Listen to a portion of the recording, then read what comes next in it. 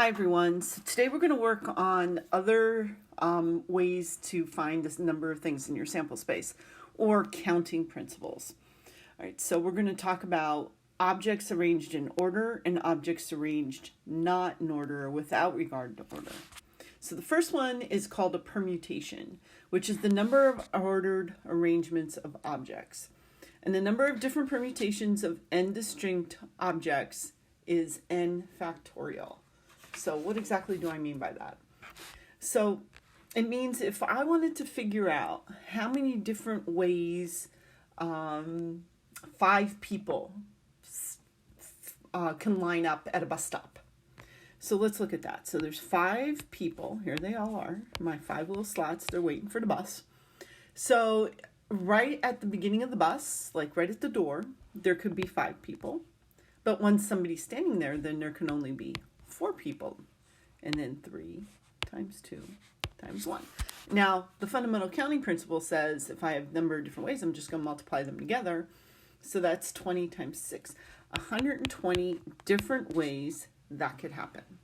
Okay, so that's a permutation, meaning that we have a distinct number of objects called n, and we're not repeating without repeats. That's another way to think of it, and it's called n factorial.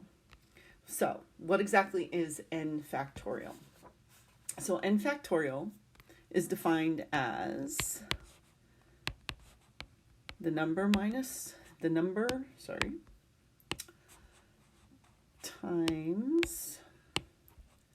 n minus 1 times n minus 2, yada, yada, yada, all the way down until you get 2 times 1. So, basically, it's the number times all its previous numbers.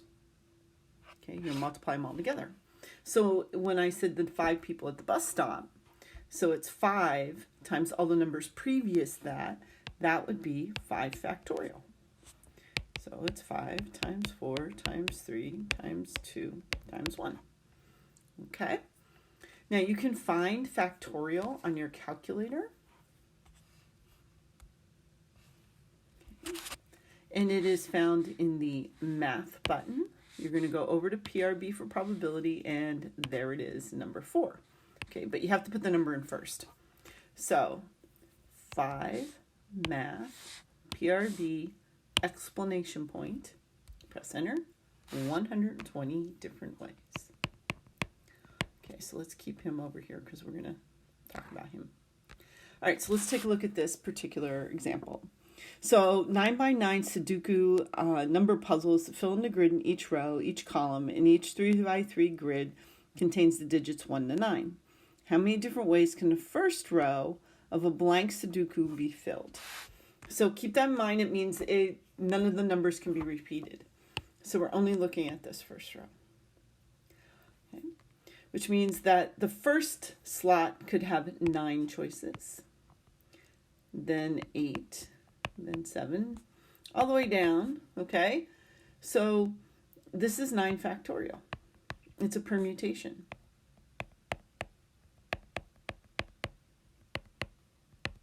Now you can go to your calculator and go 9 times 8 times 7.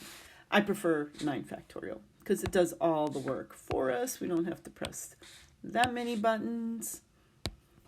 So there is 362,880 different ways that you can arrange those numbers in that line in Sudoku. Okay. All right, let's try another one. Teams in National League Central Division are listed below. How many different final standings are possible? So think of it as how many teams can be first. If somebody's first, they can't be second. Okay, so you have 1, 2, 3, 4, 5. Which we already figured out was 120 different ways. All right, let's try this one. The number of ways forming a 3-digit code in which no digits are repeated. Okay, so there's 10 times 9 times 8, correct? All right, so this one's a little different because I'm not using all the numbers. So I'm just going to go 10 times 9 times 8, 720. We can only use factorial if we're using the number and all the numbers previously. Since we're not using all the numbers previously, we're going to have to do it as a separate multiplication. Yes, this is still a permutation, okay, because it's the idea of arrangements of objects in a specific order. We care who's first, second, and third. So if you think of it as like non-repeating, that helps. Now we also have a different definition goes with the number from the example for 3. The number of permutations of n distinct objects taken r at a time is called NPR, okay, which is n factorial over n minus r factorial. So it's the number of objects you have listed all the way down, divided by the number of objects minus how many times you're doing it, factorial. Okay, so number of ways forming 4-digit code in which no digits are repeated. Okay, so I have a 4-digit code. So there's 10 digits permutated 4 at a time. So that means 10 times 9 times 8, 7 times 6 times 5, 4, 3, 2, 1, all over. Okay, so this bottom is 10 minus 4, which is 6. 4, 3, 2, 1. Now we can cancel some stuff out here. It's all multiplication. So that's 10 times 9 times 8 times 7. Okay, so 5,040 different ways. Okay, now that's if you wanted to use the formula. Yes, you can use your calculator. Okay, the calculator will do permutation formula.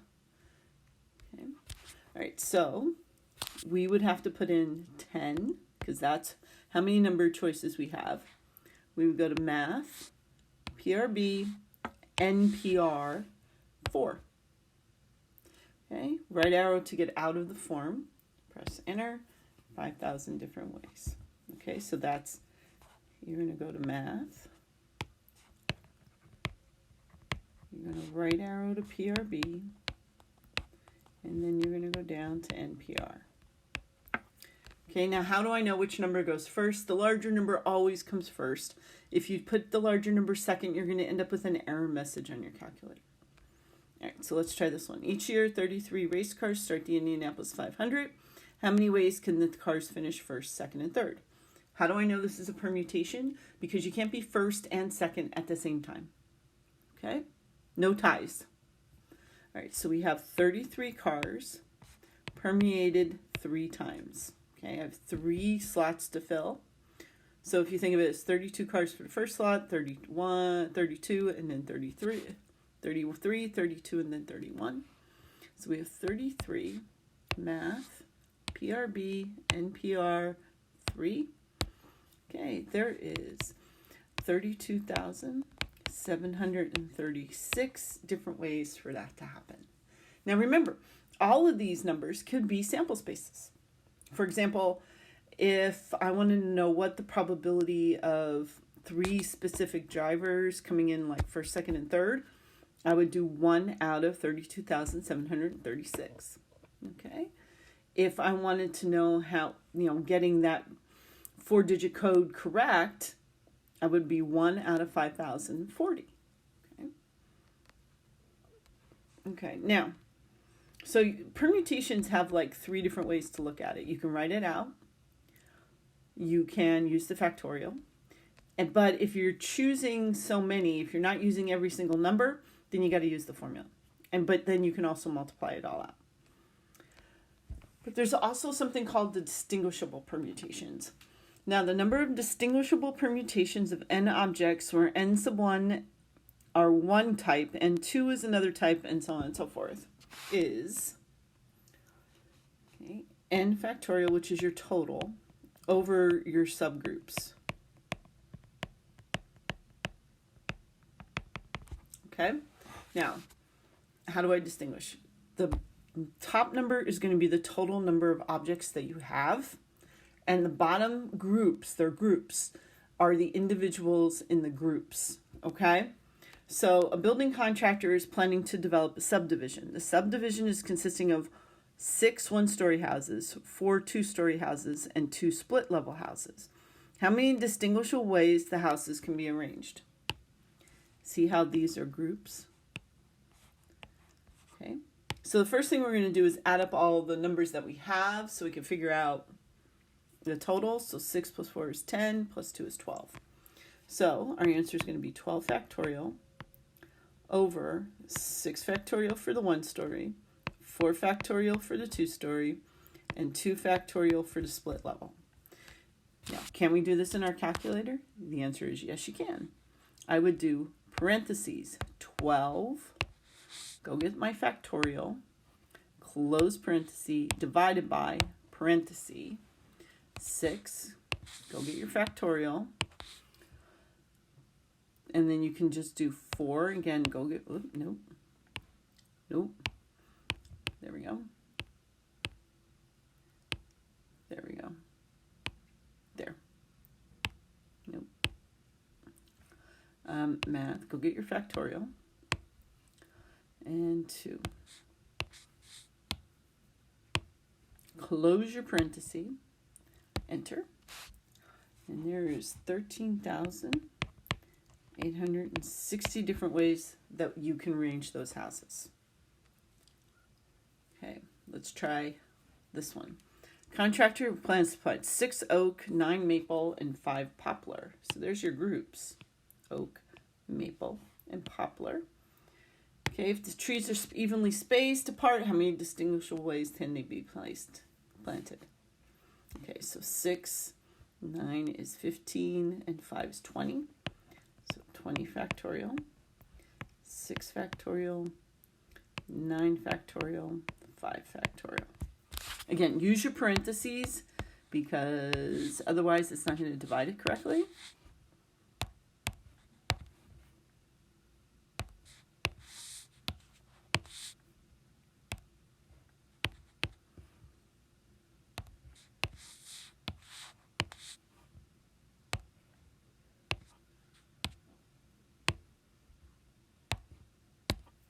Ooh, that's a lot. What is that? 77 million? 597,520 different ways that you can plant those trees. Don't want to write that sample space.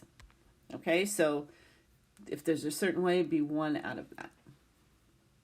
All right, so that's all the different ways you can do permutations. So the idea is that permutation, the order matters. And once you use an object or something, you can't use it again. Combinations is the other one. So you have combinations and permutations. Combinations is the number of combination of our objects selected from a group of n objects without regard for order. We don't care about the order. I just want a group of things. I want a group of committee. I want a committee of 3 people. I want a group of 7. It doesn't matter the order. I just need a group. Okay. So that's going to be our order does not matter.